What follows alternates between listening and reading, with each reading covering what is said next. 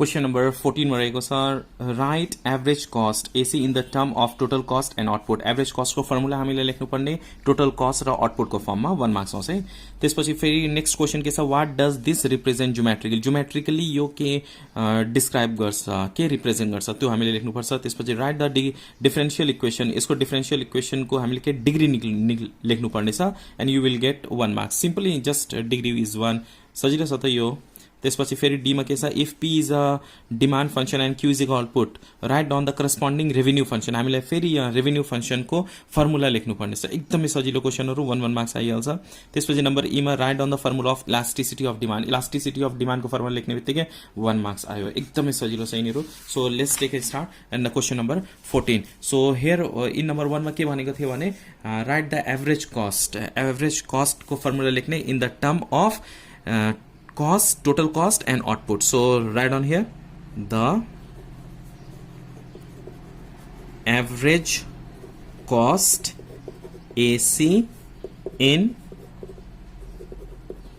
term of total cost in term of total cost C and output Q. Output Q can be defined or written as AC is equal to C by Q. अब directly कसैले AC by is equal to C by Q लेख्छन्। अब यति लेख्दैन 1 marks त अलिकति दिन पनि गाह्रो हुन्छ त्यही भएर यसैले डिफाइन गरेर लेख्ने the average cost AC in the term of total cost C and output Q can be define as यो भयो। ओके सो 1 मार्क्स पाउन पनि सजिलो हुन्छ। अब डाइरेक्ट फर्मुला यति मात्र लेख्दियो भने 1 मार्क्स त अलिकति गाह्रै होला कि। So you have to describe and write down. Okay, number 2 मा के भनेको छ next question what does AB fx dx represent geometrically geometrically के डिफाइन गर्छ integration a to b fx dx ले तो हामीले यहाँनेरि लेख्नु पर्छ। So geometrically write on here write in language geometrically integration a to b fx dx represents area bonded by the curve y is equal to यहाँ के छ यो भनेको y को भ्यालु छ fx line x is equal to a to b and or to x is equal to b line x is equal to a to x is equal to b and the x-axis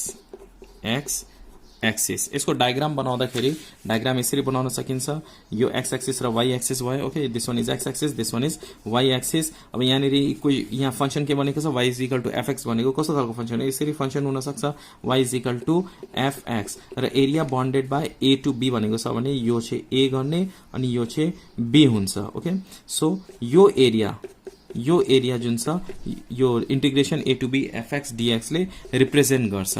okay so a to b and bonded with x axis from a to b. So geometrically this represent area bonded by the curve and x is equal to a to b and the x axis.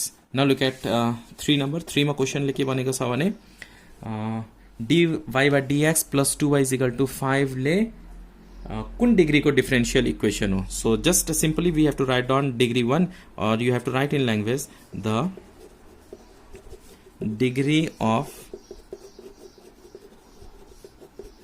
Differential equation के दिएको छ त्यहाँनेरि क्वेशनमा dy by dx plus 2y is equal to 5 is 1 यसको degree कति छ यसको degree हामीले अगाडि डिग्री कति छ 1 यो होल माथि पावर हुन्छ त्यो चाहिँ के हो यहाँनेरि केही छैन भने 1 लेख्ने हो 2 हुँदा 2 लेख्ने 3 हुँदा 3 लेख्ने हो। सो यसको डिग्री के हो डिफरेंशियल इक्वेशन को 1 यो चाहिँ फर्स्ट अर्डर डिफरेंशियल इक्वेशन हो। किन फर्स्ट अर्डर छ भने यहाँनेरि स्क्वायर छैन जस्तो अब सेकेन्ड अर्डर छ भने d square y by dx square हुन्छ यो भनेको सेकेन्ड अर्डर हो यो भनेको फर्स्ट अर्डर हो तर डिग्री भनेको यो माथि हुन्छ जस्तो अब यहाँनेरि 5 छ भने यसको डिग्री कति भयो 5 हुन्छ यो भनेको डिग्री भयो यो भनेको अर्डर हुन्छ यहाँ 2 छ भने अर्डर हुन्छ यहाँ 3 भने थर्ड डिग्री भयो यो भनेको first first order differential equation हो, तर यसको डिग्री कति छ 1, किनभने यहाँ पावर के छ, यहाँ केही छैन भने 1 लेख्ने हो। अब जस्तो यहाँ 2 हुँदाखेरि 2 लेख्नु पर्थ्यो, 3 हुँदा 3 लेख्ने। जस्तो सेकेन्ड अर्डर भनेको यहाँ स्क्वायर स्क्वायर हुन्छ, D square Y by DX square हुन्छ, यो भनेको फर्स्ट अर्डर डिफरेन्शियल इक्वेसन हो। Hope you understand this one. Okay, now look at number 4। Number 4 मा के भनेको छ भने क्वेसनले write if P is the demand function and Q is the output, write the corresponding revenue function. हामीले यहाँ revenue फंक्शनको फर्मुला लेख्नुपर्ने।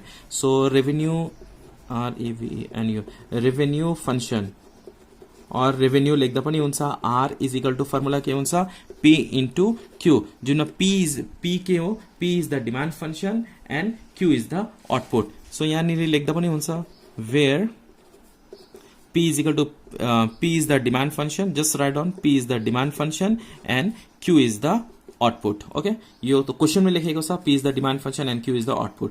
यो भयो 1 marks। Okay, number 4 को। Now look at the question number 5। Okay, ABCD दिएको छ यहाँनिर, मैले 1 2 3 लेख्दै। सो नम्बर 5 मा लास्टमा क्वेश्चनमा के भनेको छ भने write the formula of elasticity of demand. हामीले यहाँनिर इलास्टिसिटी अफ डिमान्डको फर्मुला लेख्नुपर्ने। सो इलास्टिसिटी अफ डिमान्डको फर्मुला के हुन्छ, elasticity of demand which is denoted by ED। यो डेल को फर्ममा लेख्दा पनि हुन्छ, डी को फर्ममा लेख्दा पनि हुन्छ। डी को फर्ममा लेख्दाखेरि dq by dp into p by q लेख्न सकिन्छ। अब डेल को फर्ममा लेख्दा पनि हुन्छ एज योर विश। डेल को फर्ममा लेख्दाखेरि or we can write down del q by del p into P by Q, जुन लेख्दा पनि हुन्छ एज योर विश। ओके, यो लेख्दा पनि भयो, यो लेख्दा पनि हुन्छ। Both are formula of elasticity of demand. Hope you understand this question number 14।